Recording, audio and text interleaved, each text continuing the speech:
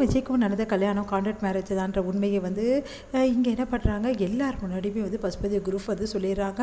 அதனால் வந்து எல்லாருமே என்ன பண்ணுறதுன்னு தவிச்சிட்டு இருக்காங்க. காவேரி ஒரு பக்கம் கேள்வி கேட்கப்படுறாங்க, ஒரு பக்கம் விஜய் வந்து கேள்வி கேட்குறாங்க. இதெல்லாம் பார்த்த தாத்தா வந்து என்ன பண்ணுறதுன்னு தெரியாமல் தவிக்கிறாரு. இவங்க 2 பேரும் பிரிச்சுடுவாங்களோன்னு சொல்லிட்டு தாத்தா வேறு பயந்துட்டுருக்காரு.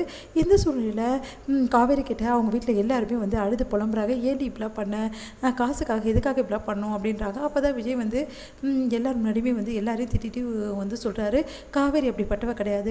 காவேரி வந்து காசுக்காக என்னை கல்யாணம் பண்ணல, நிர்பந்தத்துக்காக தான் கல்யாணம் பண்ணா, நர்மதாவை உயிரை காப்பாற்ற மட்டும் தான் கல்யாணம் பண்ணா அப்படின்னு சொல்லிட்டு நடந்த விஷயத்த வந்து சொல்கிறாரு. அதை கேட்டு எல்லாருமே அதிர்ச்சி அடைகிறாங்க. தாத்தாவும் எனக்கு இந்த உண்மை முன்னாடியே தெரியும், காவேரி மேலே எந்த தப்புமே இல்லை, காவேரி பாவம் அப்படின்னு சொல்லிட்டு சொல்கிறாங்க. அதை கேட்டு வந்து சாரதா எல்லாருமே அழகிறாங்க. காவேரியை பார்த்து மனசு கஷ்டப்படுறாங்க. இப்படி பண்ணிட்டேடி, அந்த வீடை விற்றாவது நான் கொடுத்துருப்பேன்ல, ஏன்டி இப்படி பண்ணேன் அப்படின்னு சொல்லிட்டு அவங்களும் அழகிறாங்க. அடுத்து எல்லாருமே அழுதுட்டு இருக்கும்போது வந்து விஜய் வந்து சொல்கிறாரு, இங்கே பாருங்கள், சொன்னால் கேளுங்க, காவேரி மேலே எந்த தப்புமே இல்லை. நான் தான் வந்து காவேரி வந்து இந்த மாதிரி வந்து அந்த டைமில் வந்து காவேரி நான் யூஸ் பண்ணிக்கிறேன்னே சொல்லலாம், அவளோட சந்தர்ப்பத்தை நான் பயன்படுத்திக்கிறேன்னு சொல்லலாம். ஏன் மேலே தான் முழுக்க முழுக்க தப்பு, காவேரி பாவங்க, காவேரி யாரும் திட்டாதீங்க. உடனே சொல்கிறாங்க, என்னை மன்னிச்சிடுங்க அத்தைன்னு சொல்லிட்டு அவங்ககிட்ட மன்னிப்பு கேட்குறாரு. சாரதா என்ன பண்ணுறதுன்னு திரும்ப தவிக்கிறாங்க. இங்கே எல்லாருமே வந்து விஜயை பார்த்து கேட்குறாங்க. உடனே வந்து செம்மையாக கோவம் வந்தது கங்காவுக்கு.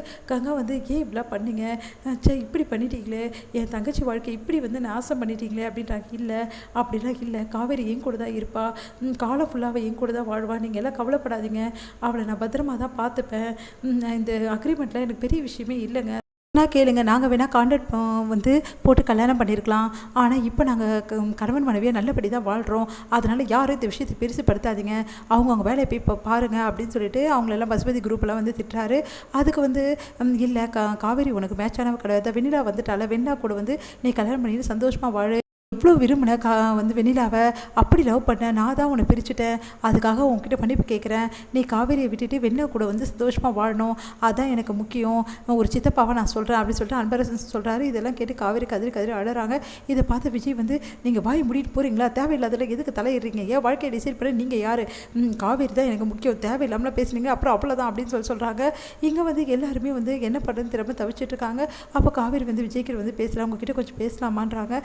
சொல்லு காவேரி, என்ன விஷயம்னா சொல்லு, நீ சொல்லு காவேரி, எல்லாருக்கிட்டையும் நான் தான் உனக்கு முக்கியம்னு சொல்லு, நீயும் நானும் பிரிய மாட்டோன்னு சொல்லு காவேரி அப்படின்னு உடனே வந்து சொல்கிறாங்க. காவேரி, இங்கே பாருங்கள், உங்களை நான் கஷ்டப்படுத்த விரும்பலை, இவ்வளோ நாள் வந்து என் குடும்பத்துக்காகவும் எனக்காகவும் எவ்வளோ பண்ணியிருக்கீங்க, அதெல்லாம் நன்றி வந்து எனக்கு நிறைய இருக்குங்க, அதனால் இந்த நிமிஷம் நான் சொல்கிறேன், கண்டிப்பாக வந்து நீங்கள் வந்து சந்தோஷமாக இருக்கணும், எனக்கு அதுதான் முக்கியம், உங்களுக்கு வந்து என்ன விருப்பமோ அதை செய்யுங்க, எனக்காக பார்க்க வேணாம், ஏன்னா இப்போ தான் எங்கள் வீட்டுக்கு எல்லாருக்கும் தெரிஞ்சிச்சுல்ல, நான் எந்த முடிவு எடுத்தாலும் யாரும் எதுவும் சொல்ல போகிறதில்ல, அதனால் நீங்கள் கவலைப்படாமல் உங்கள் விஷயத்துக்கு நீங்கள் முடிவு எடுக்கலான்னு.